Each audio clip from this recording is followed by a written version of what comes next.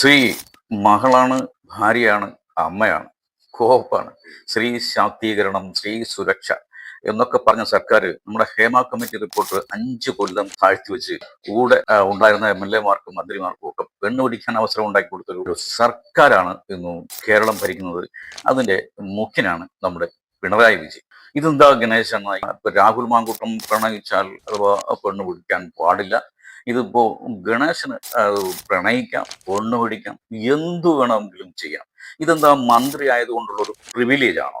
എവളോ ഒരുത്തി ഇങ്ങനെ കാനഡയിൽ നിന്നൊരു മെസ്സേജ് അയച്ചതിന് SIT രൂപീകരിച്ച് അന്വേഷണം പ്രഖ്യാപിക്കുകയും വീട്ടിൽ കിടന്നുറങ്ങിയ രാഹുൽ മാങ്കൂട്ടത്തെ പാതി രാത്രി അമ്മയുടെ മുമ്പിൽ നിന്ന് കതക് ചവിട്ടിപ്പൊളിച്ച് പിടിച്ചു കൊണ്ടുപോയ ഒരു പോലീസാണ് നമ്മുടെ കേരള പോലീസ്.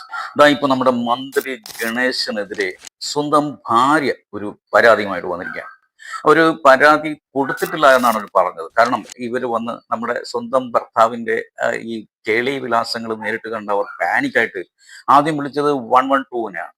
പക്ഷേ അവിടെ എത്തിയ പോലീസ് ആ വീട്ടിൽ പ്രവേശിക്കാൻ പോലും കൂട്ടാക്കില്ല എന്നുള്ളതാണ് വാസ്തവം. മാത്രമല്ല, ഗണേശന്റെ ഡ്രൈവർ എന്ന് പറയുന്ന ഒരു ഗവൺമെന്റ് സെർവന്റാണ്. ആ ഡ്രൈവർ അവരെ ആക്രമിക്കുന്നതാണ് പിന്നീട് നമ്മൾ കണ്ടത്. അതുകൊണ്ട് അവർ പേടിച്ച് പരാതി ഒന്നും കൊടുത്തില്ല. ഒരു പരാതിയുമായി പിണറായി വിജയന്റെ പോലീസിനടുത്ത് ചെന്നാൽ എന്ത് സംഭവിക്കുമെന്ന് അവർക്ക് നല്ല കൃത്യമായിട്ട് അറിയാവുന്നതുകൊണ്ട് അതിനവർ മെനക്കെട്ടില്ല. പക്ഷേ ഗണേശനെതിരെ ഒരു മന്ത്രിക്കെതിരെ വളരെ ഗുരുതരമായ ഒരു ആരോപണമാണ് ഇന്ന് ഗണേശന്റെ ഭാര്യ നടത്തിയിരിക്കുന്നത്.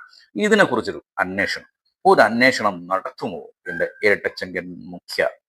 പാതിരാത്രി വീട്ടിൽ കയറി കഥ ചവിട്ടി പൊളിച്ച് നിങ്ങൾ രാഹുൽ മാങ്ങോട്ടൊക്കെ പിടിച്ചുകൊണ്ട് പോയില്ലേ? ഈ ഗണേശന്റെ രോമത്തിൽ തൊടാനുള്ള ഒരു ചങ്കൂറ്റം നിങ്ങൾക്കുണ്ട്.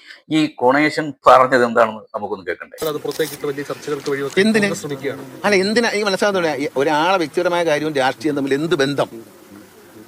ഒരാൾ മദ്യപിക്കുന്നു രാഷ്ട്രീയം അയാളുടെ സൗകര്യമില്ലയോ? അയാളുടെ സൗകര്യമില്ലയോ അത്? പിന്നെ മറ്റേ ആളെ കുറിച്ച് പറഞ്ഞ കാര്യം എൻ്റെ അടുത്ത് മറ്റേ IVF നടത്തുന്ന കടകളിലെ പാലക്കാട് ഭാഗത്തുള്ള എല്ലാ IVF നടത്തുന്ന സ്ഥാപനങ്ങളും അടച്ചു. കാരണം ഇദ്ദേഹം വന്നോടി പിന്നെ ഇദ്ദേഹം നോക്കിക്കോളും. ഈ അബോർഷൻ നടത്തുന്ന സ്ഥാപനങ്ങളും അടച്ചു. അയാളാണോ എന്നെക്കുറിച്ച് അഭിപ്രായം പറയുന്നത്? രണ്ടും അടച്ചു. സത്യമല്ലേ? ഡോക്ടർമാർക്ക് പണിയില്ലാതായി, രണ്ടും അവരെ ഏറ്റെടുത്തു. അത്തരം ആളുകളാണോ ഇതിനകത്ത് അഭിപ്രായം പറയുന്നത്? അവർക്ക് വേണ്ടി കുഴലുവാൻ നടക്കുന്നവന്മാരല്ലേ എന്ന് അഭിപ്രായം പറയാം? ഉളുപ്പുണ്ടോ നാറി മന്ത്രി?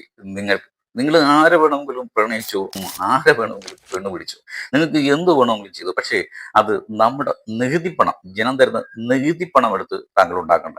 നമ്മൾ വോട്ട് ചെയ്ത് വിജയിപ്പിച്ചിട്ടാണല്ലോ താങ്കൾ MLA-യും മന്ത്രിയും ഒക്കെ ആയത്.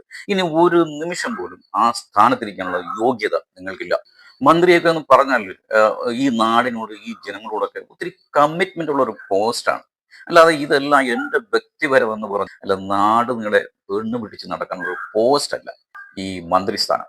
ഇപ്പൊ തൻ്റെ ഈ പെണ്ണുപിടുത്തത്തെ കുറിച്ച് എൻ്റെ വ്യക്തിപരമാണ്, ഞാൻ എന്ത് വേണമെങ്കിലും ചെയ്യും, അത് അന്വേഷിക്കേണ്ട കാര്യമൊന്നുമില്ല എന്ന് താങ്കളുടെ വീട്ടിൽ പോയി പറഞ്ഞാൽ മതി. സ്വന്തം ഭാര്യയെ എടുത്തു കിടത്തിയിട്ട് മറ്റൊരുവളെ ഭോഗിക്കുന്ന, അതിനി താങ്കളൊരു മന്ത്രി എന്നല്ല, ഏതൊരു കോഞ്ഞാണ്ടനായാലും അത് ചെറ്റത്തരം തന്നെയാണ് ഗണേശ മന്ത്രി. NSS ജനറൽ സെക്രട്ടറി എന്നോട് ആവശ്യപ്പെടുകയോ ഒന്നും ചെയ്യാത്ത, അദ്ദേഹം പോലും അറിയാത്ത കാര്യങ്ങൾക്ക് അദ്ദേഹം തീരുമാനിക്കും. എൻ്റെ കാര്യത്തിൽ അദ്ദേഹം എന്നോട് പറയാണ്, ഗണേഷ് കുമാർ നിങ്ങൾ രാജിവെക്കുമെന്ന് അദ്ദേഹം പറഞ്ഞാൽ ആ നിമിഷം രാജിവെക്കും. കാരണം ഞാൻ അദ്ദേഹത്തിൻ്റെ കൂടെ എൻ്റെ പിതാവിൻ്റെ മരണശേഷം എൻ്റെ പിതൃസ്ഥാനീയനായി നിന്ന് എന്നെ അനുഗ്രഹിക്കുകയും സഹായിക്കുന്ന ഒരു വ്യക്തിയാണ് NSS ജനറൽ സെക്രട്ടറി. പറയാൻ എനിക്ക് യാതൊരു ലജ്ജയുമില്ല, അഭിമാനമേ ഉള്ളൂ. എൻ്റെ അച്ഛൻ മരിക്കുന്നതും എന്നോട് പറഞ്ഞിട്ടുണ്ട്, നീ സുകുമാരൻ നായരുടെ കാലം മുഴുവൻ അദ്ദേഹത്തിൻ്റെ നിഴൽ പോലെ നിൽക്കണം എന്ന് എൻ്റെ അച്ഛൻ മരിക്കുന്നതിനും എന്നോട് പറഞ്ഞിട്ടുണ്ട്. അത് ഞാൻ പാലിച്ചിരിക്കും. അതിന് എനിക്ക് പിന്നെ സ്ഥാനമാനങ്ങൾ പ്രശ്നമല്ല, അദ്ദേഹം എനിക്ക് തന്നതാണ്. ഞാൻ അദ്ദേഹത്തോട് പറഞ്ഞു, സാറേ ഒന്നും വേണ്ട, ഞാൻ കൂടെ നിൽക്കാമെന്ന് പറഞ്ഞു. പക്ഷേ അദ്ദേഹമാണ് എന്നെ ഡയറക്ടർ ബോർഡിലേക്ക് എടുത്തത്. എന്നെ വിളിച്ച് പറഞ്ഞിട്ടാണ്, നാളെ രാവിലെ ഇവിടെ വരൂ എന്ന് പറഞ്ഞ് വിളിച്ചു വരുത്തിയാണ് എനിക്ക് തന്നത്. താങ്കളുടെ സ്വന്തം അച്ഛൻ ചാകുന്നതിന് മുമ്പ് സുകുമാരൻ നായരെ നീ ചുവന്നുകൊണ്ട് നടക്കണം എന്ന് മാത്രമല്ല താങ്കളുടെ അച്ഛൻ ബാലകൃഷ്ണപിള്ള പറഞ്ഞത്. എൻ്റെ ഭാര്യയെ എനിക്ക് സംശയമില്ലാത്തത് കൊണ്ടാണ് ഗണേശൻ എൻ്റെ മകനെന്ന് ഞാൻ പറയുന്നത് എന്നുകൂടി നമ്മുടെ ബാലകൃഷ്ണപിള്ള താങ്കളുടെ അച്ഛൻ പറഞ്ഞിട്ടുണ്ട്. മോനെ ഗണേശ, ഇത് അച്ഛന് സ്വന്തം മകന്റെ ഈ ഗുണജീവികാരം ശരിക്കും അറിയാവുന്നത് കൊണ്ടാണല്ലോ അദ്ദേഹം അങ്ങനെ പറഞ്ഞത്. നമ്മുടെ ഈ പാപം സുകുമാരൻ നായർ, അദ്ദേഹത്തിന് എന്തറിയാം? ഇനിയിപ്പോ സുകുമാരൻ നായർ വിളിച്ചിട്ടാണ് എന്നെ ഡയറക്ടർ ബോർഡിൽ എടുത്തതെന്ന് പറഞ്ഞ സ്ഥിതിക്ക് ഇനി ആ ഡയറക്ടർ ബോർഡിൽ ബാക്കിയുള്ളവരോട് തന്നെ വിളിപ്പിക്കാൻ നമ്മുടെ സുകുമാരൻ നായർ ഒത്തിരി കഷ്ടപ്പെടും.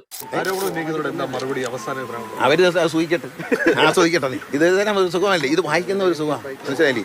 ഈ സിനിമയിൽ നിൽക്കുന്ന കാലത്ത് ഇങ്ങനെ സംഭവമുണ്ട്. ഇപ്പോൾ ഗണേഷ് കുമാറും വേറൊരു നടിയുമായിട്ട് പ്രണയമാണെന്ന് പറഞ്ഞാൽ ആ നടിയെ അറിയാം, ഗണേഷ് കുമാറിനെ അറിയാം. അപ്പോൾ ഇമാജിൻ ചെയ്യും, കൊള്ളാലോ, എളുപ്പമുണ്ട്.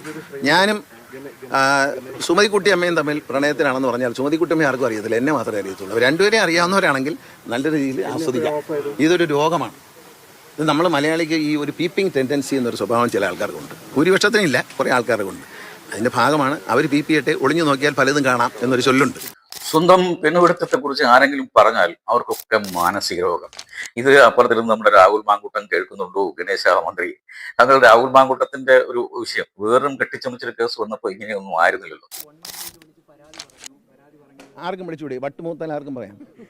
ഞാൻ വിളിക്കട്ടെ 112. ഈ കൂടം പോക്ക് കയ്യോടെ പൊക്കിയ ഭാര്യയ്ക്ക് വട്ട്.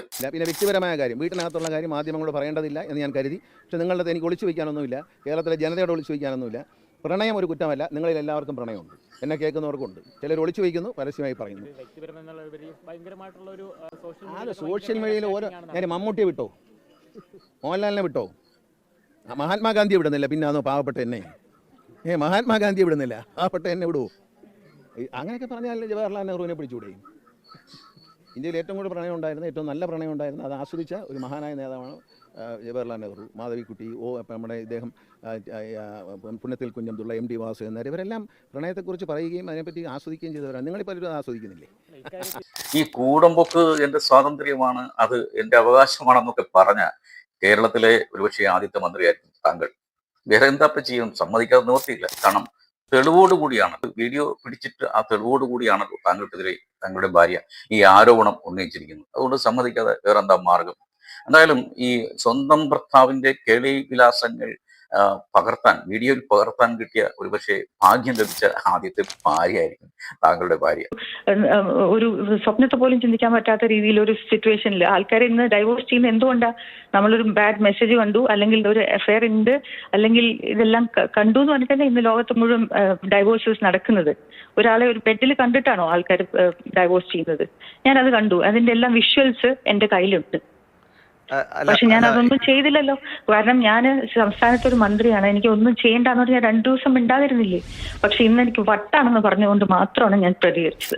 ഇപ്പൊ ഭാര്യ പിടിച്ച വീഡിയോയുടെ ക്ലിപ്പിംഗ് എന്തെങ്കിലും പുറത്തു വന്നാൽ അവക്ക് വട്ട്, അല്ലെങ്കിൽ എന്തോ ഒരു സാമ്യം, എന്നെപ്പോലൊരു സാമ്യം കാണുന്നു, അല്ലെങ്കിൽ ഈ AI ടൂൾസിന്റെ കളിയാണ് എന്നൊക്കെ പറഞ്ഞ് നമുക്ക് കടി തപ്പാൻ ശ്രമിക്കാം. പത്തനാപുരംകാരെയെങ്കിലും പറഞ്ഞ് വിശ്വസിപ്പിക്കാൻ ശ്രമിക്കണം, അല്ലെങ്കിൽ ചിലപ്പോൾ വീട്ടിലിരുന്ന് പോകും. ഇതൊന്നും വെറുതെ സംഭവിക്കുന്നതല്ല ഗണേശ.